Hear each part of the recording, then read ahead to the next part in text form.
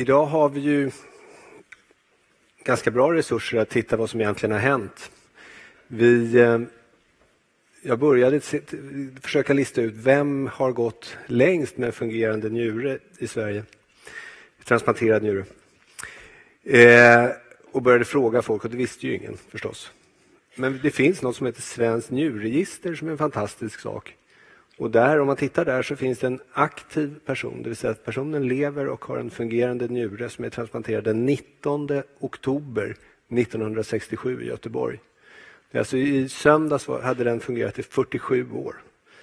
Om allting stämmer i registret så bor hon uppe i Lappland någonstans. Och vi har inte fått kontakt med henne. Men det är ändå en ansenlig tid. Nu ska Clara Pålman från Malmö presentera en patient som har haft njuren nästan lika lång tid. Välkomna.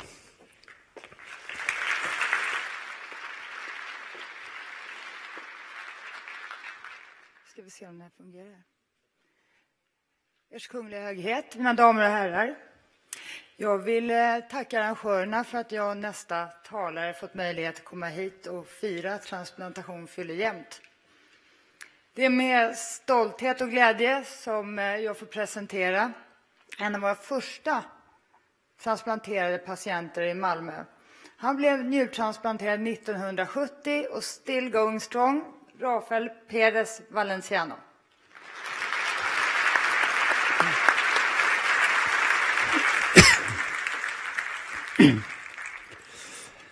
Hej allesammans, det är jag som är Rafael. Jag tackar för att jag fick tillfället att berätta om min sjukdom och transplantation. Det började 1966-67 med mycket kraftig huvudvärk som inga tabletter hjälpte. Då sökte jag läkare och efter en snabb undersökning fick jag diagnosen hjärttumör. Så gick jag akut med detsamma.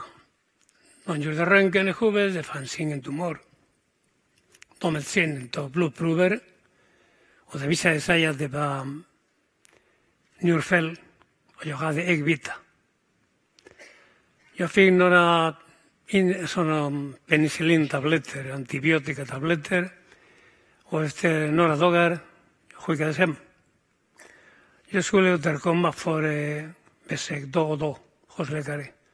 Och det gjorde jag. Men tiden gick, månader gick och jag blev bara sämre. Huvudvärk, men sämre. Jag mådde illa, svullnade i benen. Till och med här uppe. Och det är ögonbryn. Och så gick drygt 1 år. Jag var så pass dåligt att det går inte att beskriva. Till slut fick jag en epileptisk anfall. Det var en kväll som jag mådde dåligt sämre och axeln började rycka kraftigt. Sen försvann alltihopa. Och jag vaknade kanske nästa dag eller nästa igen, jag vet inte, in i lasarettet i ensam rum. Och så kom en läkare, jag vaknade, jag hade någon gummiföremål mellan tänderna därför tungan var nästan skuren. Och kom en läkare, skulle se om jag kunde prata normal och kunde se. Och det verkade vara okej. Och angående fick jag 2 glas med sorbitol. Och det gjorde succé. Några timmar senare var blodtrycket nere till normal nivå eller mindre. Och jag var nere i vikt också. Och sen 2 dagar senare så där. 2 dagar var det jag skickades hem. Jag mådde bättre. Men det dröjde inte länge, inte många dagar innan jag var där igen. Huvudvärk, illa mun, fick dåligt. Och en månad eller 1,5 månad sedan efter alltså fick jag min första neufretisk kolik. Men var inte den sista, de kom fler sen. Och sämre, då var det dåligt att läkarbesök som jag gjorde 3, 4, 5 månader sedan, 4 kanske. Jag var så pass slut att jag gick inte hem. Läkare som skulle läggas in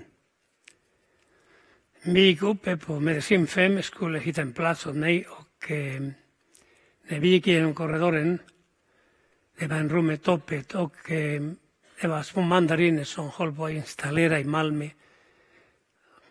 De flesta 4 dialysmaskiner. Så stod jag där inne i sängen 4-5 dagar kanske. Jag trodde jag skulle inte klara mig, det var så dålig var jag. Men till slut fick dialys. Men fistel var inte opererat. Och det gick inte någon vidare bra, särskilt för mig. Några gånger. Och sen opererade fistel och dialysen gick som ska. Allt normalt. Och efter 14-15 månader ungefär så där var det. De ringde hem till mig, skulle vara standby. Det kunde vara en njurtransplantation. Och nästa morgon de ringde. Att jag skulle komma. Och det blev det. Jag fick göra någon lugnande medel och sen ryggbedömning och in i salen. Den opererades, det tog lång tid, men det gick bra. Sen gick upp i avdelningen.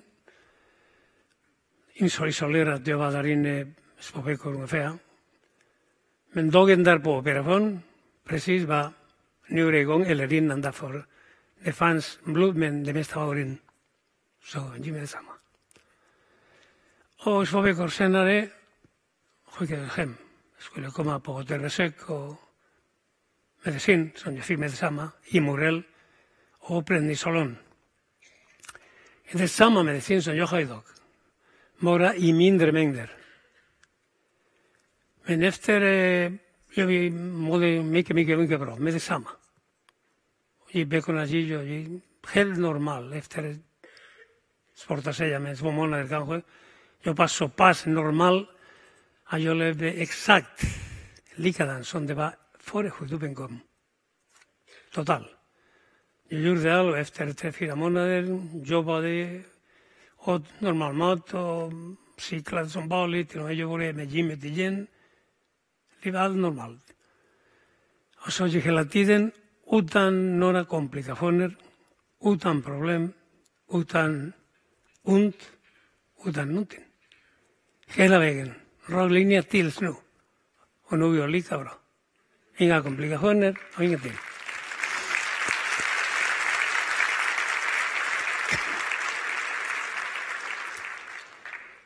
Jag tackar så mycket för transplantationen och eftervården som jag har fått. Tack så mycket. Vänta. Tack så jättemycket.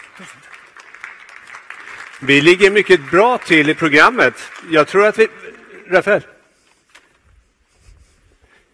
Jag tror vi kan svara på... Vill du svara på någon fråga? Jag har varit så sträng i mina instruktioner att folk måste hålla tiderna, att vi ligger faktiskt före programmet. Det verkar ju helt onödigt när vi har en sån här resurs som har haft en njure i 42 år. 44. 44. Slå till.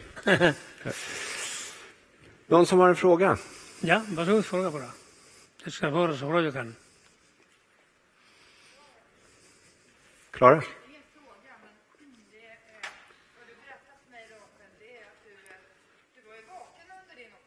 Ja, jag fick ryggbedömning, ja. Jag var vaken därför någon som skulle vara bättre. I så fall skulle man få en chock. Så hjärtat klarade bättre detta. Men jag var vaken och det var inte någon vidare bra. Men kanske därför vi slutar med det. Vi har många narkosläkare här idag. Ska vi återuppta detta? Dr. Wernerman? Nej. Okej. Vad har varit värst? Och vad har varit bäst? När? Under hela den här perioden. Efter transplantationen. Det är så bra hela tiden. Jag har ingenting att klaga. Ingenting det minsta. Nej. Men innan, det var massor. Men du sa att 3-4 månader efter transplantationen så mådde du i princip som innan, eller? Helt normalt liv. Likadant som det var innan jag blev sjuk. Får man vara ofin och fråga? Förlåt? Samma som idag. Hur mycket? Imurel 100 milligram. Prednisolon 7,5 milligram varannan dag. Är inte med? Ja, blodsocker börjar visa sig lite någon överkanten. De andra har inte kommit ännu. Får man vara väldigt ofin och fråga hur gammal du är idag? Jag är 82 år gammal, ja. Blodsockret kan gå upp lite grann med åldern. Tack så jättemycket. Tusen tack.